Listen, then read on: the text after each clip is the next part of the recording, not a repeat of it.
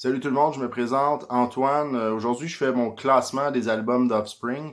Avec la sortie du dernier album il y a quelques semaines, j'ai lu beaucoup de critiques. Puis en général, c'était plutôt négatif. Les gens, les Offspring a 10 albums, puis ils se retrouvaient souvent comme en 10e ou en 9e position. Moi, j'ai décidé de le faire. On dit que les goûts, ça se discute pas, alors qu'on fait presque ça, jaser nos goûts. Alors, pour les gens comme moi qui sont vraiment geeks de musique, moi surtout le punk rock puis le métal, je vais sûrement en faire dans le futur aussi pour des albums de métal.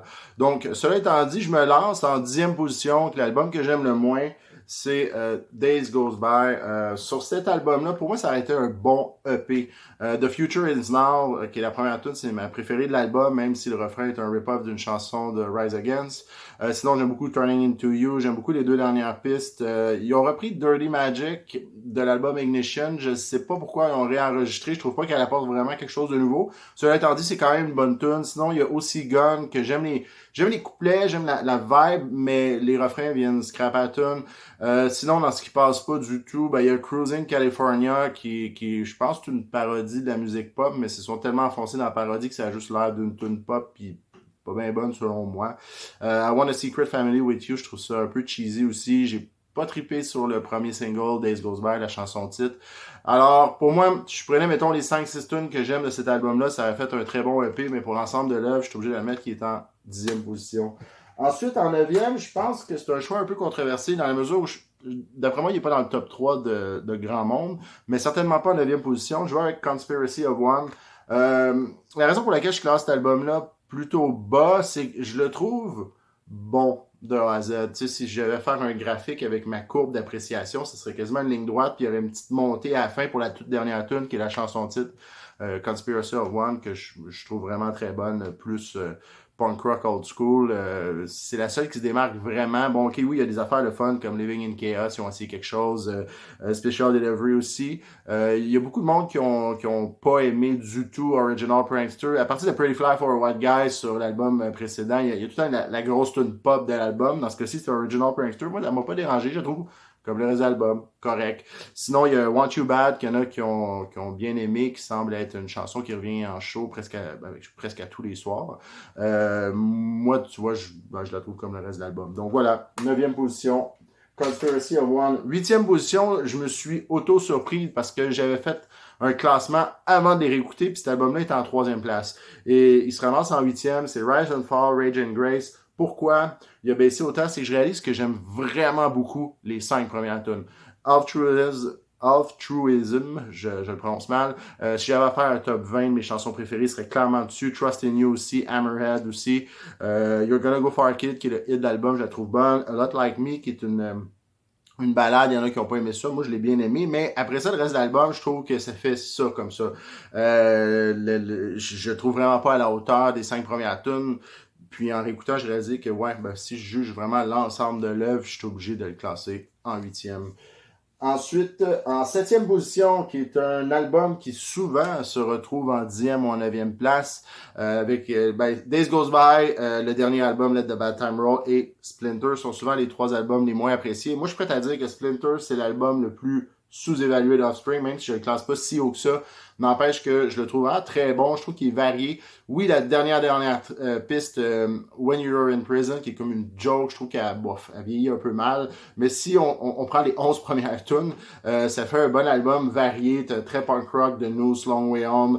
Sinon, t'as une tune plus pop, Hit That, qui moi m'a pas embarrassé dans ce cas-ci. T'as des trucs un peu plus ska avec The Worst Hangover, ben même quasiment reggae. Lightning Rod, qui est une de mes chansons préférées. Je trouve que c'est un bel album varié. Moi, Splinter, je le mets en 7e place. 6e position, ben, le dernier album. Ok, oui, la chanson titre Let the Bad Time Roll, je suis déjà complètement écœuré de l'entendre.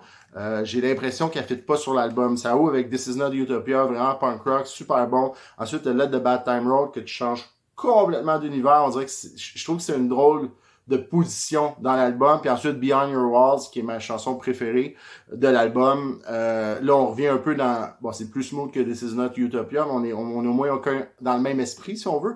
Army of One, j'adore. Sinon, bon, In the Hall of the Mountain King, c'est une reprise plus ou moins pertinent. J'avoue que je sais pas pourquoi. Gone Away, qui ont repris contrairement à Dirty Magic sur l'album précédent, là, au moins, il y a vraiment une nouvelle interprétation. C'est au piano avec la voix. Je sais qu'il y en a qui ça leur gosse parce qu'ils entendent l'autotune dans la voix de Dexter. Ça m'a pas embarrassé plus qu'il faut. Somme toute, j'aime mieux la version originale, je dois admettre, mais je l'ai quand même apprécié. We Never Have Sex Anymore, qui est Offspring, qui prend quasiment une musique feeling cabaret. Moi, j'ai aimé ça, je trouve qu'ils l'ont bien fait. Somme toute, je trouve que c'est un bon album. Ils réinventent pas la roue, mais c'est pas ce à quoi je m'attendais. Puis il y a tout le temps au moins une ou deux tunes sur les albums d'Offspring qui me gossent de façon générale. Et dans ce cas-ci, ben oui, Let the Bad Time Roll me gosse, mais le reste de l'album, je trouve qu'il en vaut la peine. Ce qui m'amène à la 5e position, Ignition. Ignition, c'est un peu comme Conspiracy of One. C'est un album que je trouve égal de A à Z, mais vraiment plus haut que Conspiracy of One. C'est un bon album punk rock, c'est old school, je le trouve bon de A à Z, mais j'ai pas de moment là, vraiment très très très fort. Tu sais, je trouve que au moins il y a une bonne comment dire, une bonne courbe d'appréciation dans la mesure où ça tombe jamais. Sauf que c'est pour cette raison-là qui est quand même en 5e position, c'est qu'il n'y a pas les grosses tunes qui m'accrochent à fond. Ce qui m'amène à la 4e position, Ixnay on the Umbre, qui a baissé un petit peu dans mon classement original. Cet album-là est en 2e position. J'ai réalisé en l'écoutant qu'il y a des trucs que je trouve un peu inutiles, comme Intermission, entre autres. J'avoue qu'au début, c'était drôle, mais on dirait qu'avec le temps, tu l'écoutes. Wow. Don't Pick It Up, je suis pas un fan. Mota, je trouve pas pire. Right Shoes, mais une de mes chansons préférées de Offspring, The Meaning of Life, vraiment, All I Want, ça rentre au poste. Amaze, qui est vraiment, je pense qu'elle est dans l'ombre de Gone Away, dans le genre un peu plus rock ballade, là, mais vraiment bonne. Change the World, que j'aime beaucoup. Me and My Old Lady, j'aime la vibe, la groove, la bass, entre autres. Donc, somme toute, j'aime bien cet album-là, mais il a baissé un petit peu par rapport à ce que je croyais que ça allait être. Ensuite, 3e position, Smash, qui est le classique, qui est en première place pour la plupart des gens. Je peux comprendre, je veux dire, Come On and Play, Self-Esteem, Bad Habit, Gotta Get Away, Smash, la chanson titre, Genocide. C'est toutes des grosses tunes, mais moi, il y a quand même une couple de trucs. It'll Be a Long Time, je la trouve pas pire. Le cover de Killer Boy Powerhead, j'avoue que je le trouve plus ou moins pertinent. Ça reste qu'il y a des petits moments où ça baisse. What Happened to You?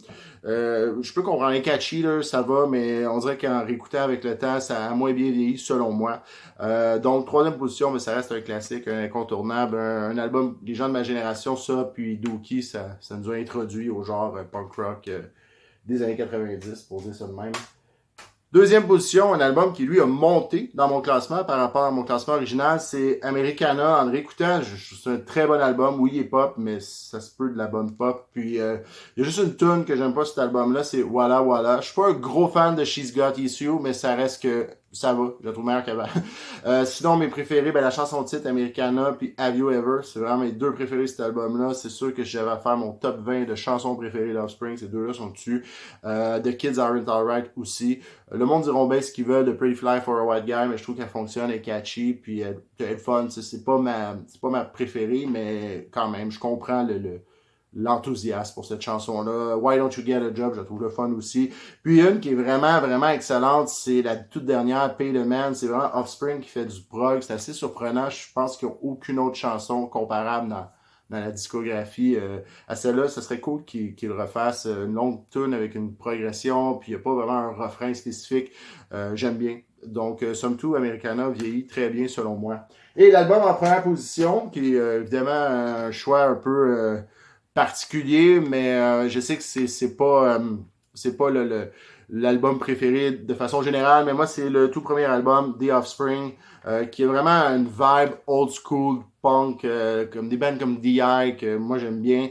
Je sais que Dexter, j'ai vu Dexter dans une entrevue, il disait que ce qu'il considérait comme étant le vrai premier album d'Offspring, c'est pas lui, mais bien Ignition.